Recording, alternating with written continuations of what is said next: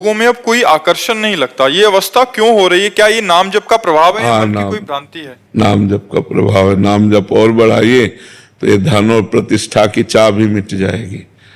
ये अच्छी नहीं है, ये जहर है। बहुत घटिया बात है, बहुत घटिया बात। धन की इच्छा बढ़ जाए तो राक्षसी प्रवृत्ति आ जाए, चोरी करना, हिंसा करना, लूटपाट करना, बेईमानी से सब में उतर जाए।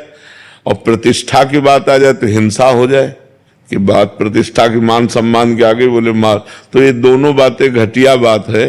सम्मानम कल्याति घोर गरलम नीचापमानम सुधा श्री राधा मुरली धरो भज सके वृंदावन माते।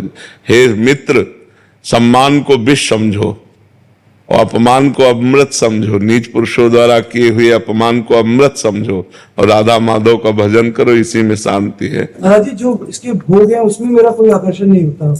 ये मिलने वाली जो सुविधाएं हैं उनमें कोई आकर्षण नहीं होता। अभी समझ नहीं पा रहे हो आप अंदर की बात को, और आप कह गए कि मुझे भोगों में आसक्ति नहीं। जब भोगों में आसक्ति नहीं होगी तो रुपया बाहर लगने लगेगा। तो कहीं ना कहीं रुपये में जो प्रीति है वो भोगों में प्रीति कहलाती है, क्योंकि रुपये से भोग मिलता है। रुपया ना खा सकते हैं, ना सूंघ सकते हैं, ना उसको ओढ़ सकते हैं, ना बिछा सकते हैं। काम में केवल भोगों के ही तो आता है।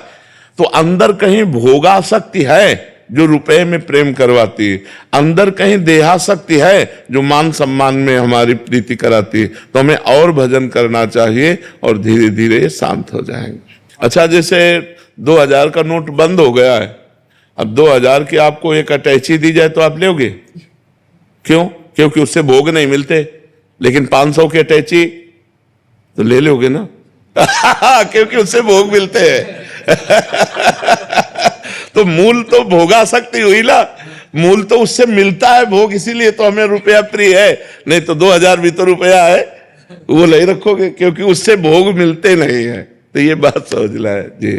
विजेंद्र प्रताप सिंह जी, राधे राधे। महाराज जी, दास को ठाकुर